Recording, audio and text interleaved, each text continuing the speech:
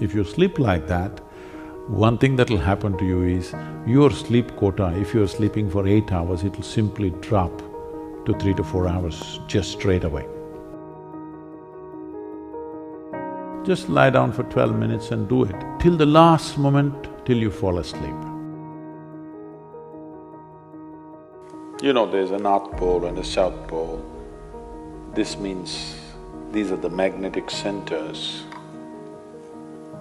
And you also know the whole land masses, whole continents have been slowly being pulled towards the north, they've been traveling.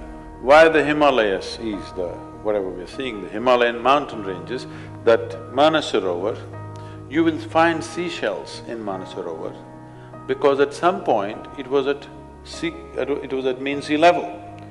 Today, it is at 15,600 feet. So what transported this lake bed, which was at sea level, to this place is the whole Indian subcontinent is crashing into the Central Asian plate. And this is why the Himalayan mountains are still continuing to grow. This is just piling up, it's just a crash. Every year, India is losing about 1.23 centimeters or so. I'm not perfect on the number, somewhere in that range. Every year, India is losing about 1.23 centimeters or something because it's crashing into the Himalayan range and it's piling up. Because the magnetic pull of the North Pole is slowly pulling all the land masses upward. So such a huge magnetic pull where the continents are moving up, that kind of magnetic pull is constantly in enforcement across the globe. Suppose you had a little bit of anemia, if you went to your doctor, what does he prescribe for you? So it seems to be like it's an important ingredient of your blood, yes? So if iron is floating around in your blood, and if I put a very powerful magnet to the top of your head, it is possible that slowly blood may start moving in that direction, isn't it? Let's say if it's a very, very powerful magnet, it may start slowly pulling it up because there is elements of iron in the blood. Your body is designed like this, that your heart, which is the pumping station of the circulatory system, is 3/4 of the way up, not halfway down, because it is difficult to pump against gravity, easier to pump towards gravity, so it's placed here. Generally, all the pipes that are flowing down are larger ones, what is going up are much finer ones. As it goes up here, they're almost hair-like.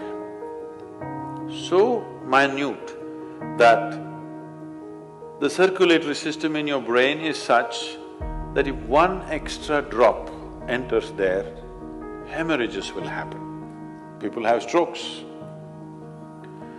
So now you were like this, now you went like this. Already there is a little bit of imbalance in the system because heart was pumping, calculating the gravitational resistance. Now suddenly there's no gravitational resistance, you became like this, and now you put your head towards the north. Slowly, it gets pulled towards your brain. So one thing that could happen to you is you could have disturbed sleep. If you put your head to the north and sleep, you could have disturbed sleep, all kinds of dreams happening. If you are in your old age, it is possible that you can have a stroke or you could just die in your sleep. It's very much possible. Not that if you sleep one day you will fall dead. Every day, every day, every day, if your bed is arranged that way, that every day you are sleeping, put your head to the north, you are asking for trouble. Some kind of trouble, we do not know what kind of trouble you will get, that depends on the strength of your system. If it is weak, very weak, you may fall dead, or you may get a stroke, or you may just get disturbed sleep, you may just have nightmares, or during the day you act funny. So many things will happen because excess circulation is happening in the brain when it should not be happening, simply because you put your head to the north. So in case you go to South America, then you should not put your head to the south. If you went to Australia, you should not put your head to the south.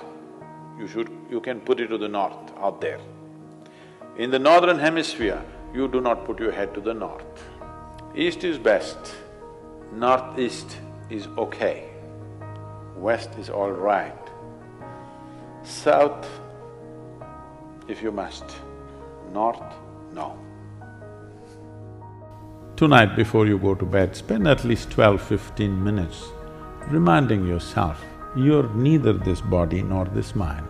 Just lie down and just remind yourself, this body is not really you.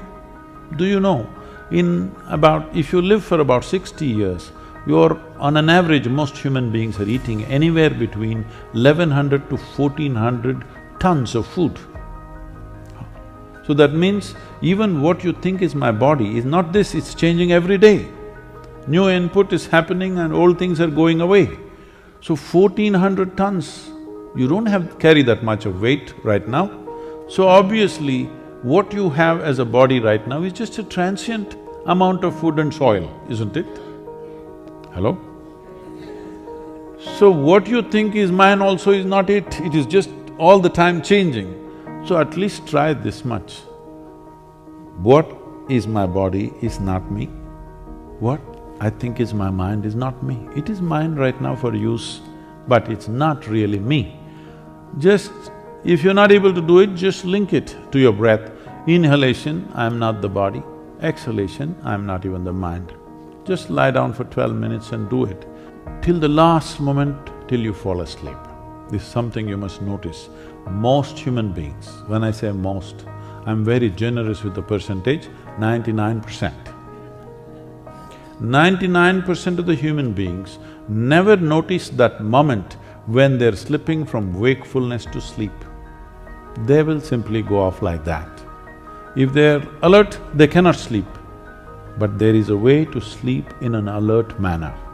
If you sleep like that, one thing that'll happen to you is, your sleep quota, if you're sleeping for 8 hours, it'll simply drop to 3 to 4 hours just straight away. Now that moment when you're passing from wakefulness to sleep, if you can still be conscious that I'm not the body and I'm not the mind, believe me, something remarkable will happen.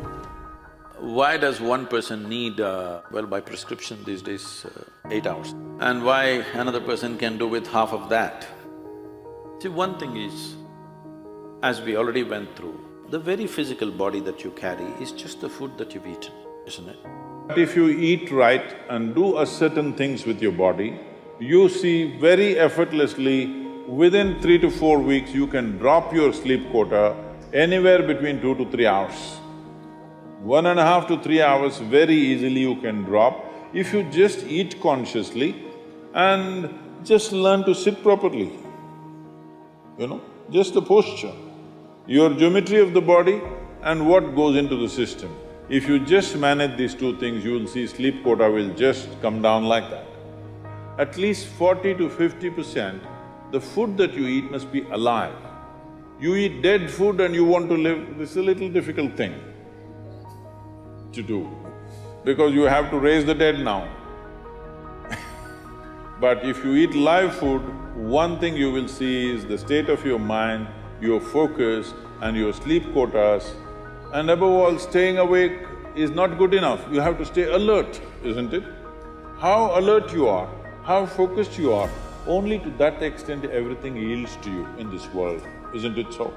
If you eat a leaf, a vegetable, a fruit, a nut or a sprout, this is much simpler. If you must eat non-vegetarian food, you must eat that which is furthest away from you. So generally, fish and water life is furthest away from you. So if you must eat non-vegetarian food, fish is the best thing to eat that way.